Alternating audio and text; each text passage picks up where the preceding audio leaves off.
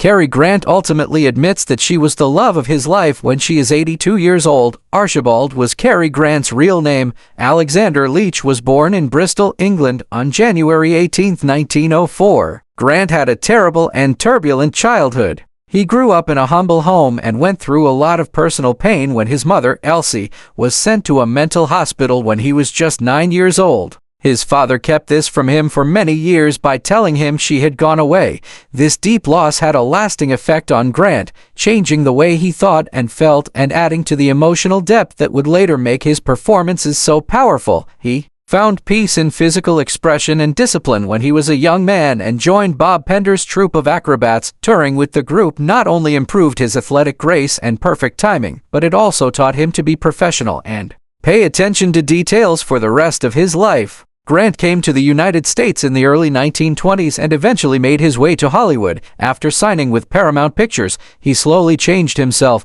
improving his accent, posture, and the smooth personality that would become his signature. But underneath the easy charm was a hard worker who read scripts attentively and fought for creative control long before it was common for actors to do so. By the middle of the 1930s, Cary Grant had become a leading man. His combination of intellect, humorous skill, and understated masculinity won over viewers. Cary Grant was really different because he could do so many things. He easily switched between screwball comedies, romantic dramas, and suspense thrillers, and he often changed the categories altogether. In movies like Bringing Up Baby, His Girl Friday, and The Philadelphia Story, he had such perfect comic timing that it seemed like he was born with it, but it was really based on intelligence and self-awareness. Grant was never hesitant to be the butt of a joke, and this eagerness to look weak or silly only made him more appealing. His work with Katharine Hepburn, Rosalind Russell, and Irene Dunne is still a masterclass in how to make chemistry work in movies.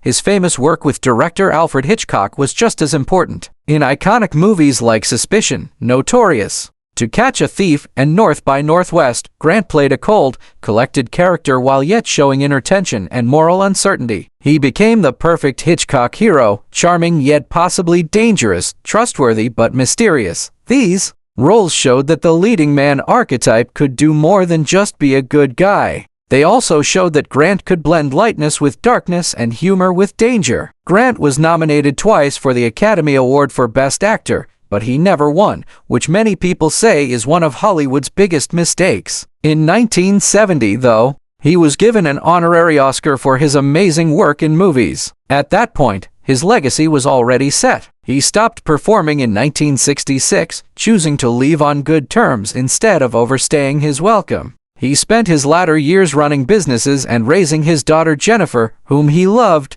adored. In the middle of the 1950s, when he was at the height of his fame but tired of just being a hired leading man, he made a big step toward creative freedom by starting his own production company, Grant Productions. This decision changed the course of his career. It gave him more artistic autonomy and the ability to write stories that showed how his taste and maturity were changing. He helped make some of the most complex and long-lasting movies of his later years under the Grant name. Indiscreet, 1958, was a sparkling romantic comedy that showed off his effortless charm and perfect timing. Father Goose, 1964, was a sweet, funny movie that showed a softer, more thoughtful side of his screen image. These undertakings were not just businesses. He deliberately picked movies that showed he wanted to move beyond the limits of traditional Hollywood celebrity and leave behind films that were funny and of high quality. But even though he was doing well at work and was happy with his creative work, a much bigger role was about to change his life. In 1966, after the birth of his beloved daughter Jennifer, he made a choice that startled many and moved many who knew him well. He decided to stop performing in movies altogether. He turned his back on the glitz, fame, and stress of Hollywood to focus on becoming a father. This was not a retreat because he was tired or because he was losing interest. It was a deeply personal choice based on love and duty. He was determined to give his daughter the secure, caring upbringing he never had, so he embraced domestic life with the same passion and grace that had distinguished his work. By doing this, he showed that his best work wasn't on television, but as a dedicated parent in private. One thing ended up being the most important part of his life.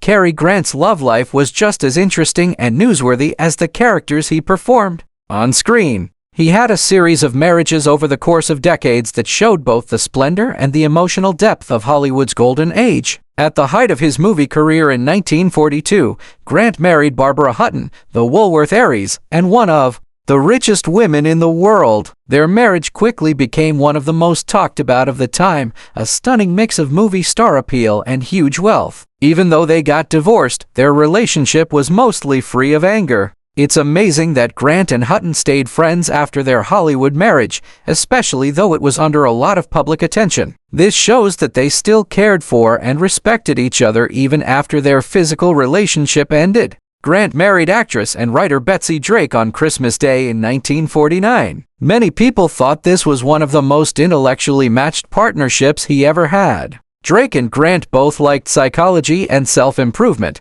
and they even acted together in the movies Every Girl Should Be Married 1948 and Room for One More 1952. Grant's marriage was a quieter, more thoughtful time for him, one that was more about getting to know himself than about being in the tabloids. The marriage ended on August 14, 1962, even though they had a strong bond. This was a big and important time in his life. People were interested in Grant's next marriage because it was so unexpected and because the two people were from different generations. He ran away with actress Diane Cannon on July 22, 1965. She was more than 30 years younger than him. The press was enthralled by their whirlwind affair, which showed how popular Grant was and how Hollywood loves love stories that go against the grain of age, but the relationship was rocky and the couple split up in 1968. Even though there were problems, this marriage gave Grant one of the most important jobs of his life, becoming a father. This changed his priorities and worldview in a big way in his later years.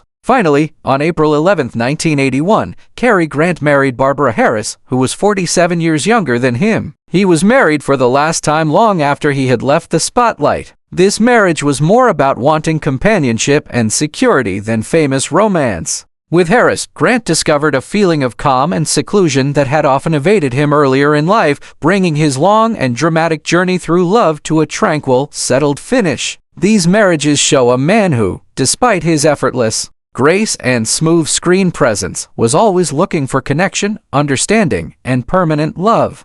This makes Cary Grant's personal life just as interesting as his great cinematic career.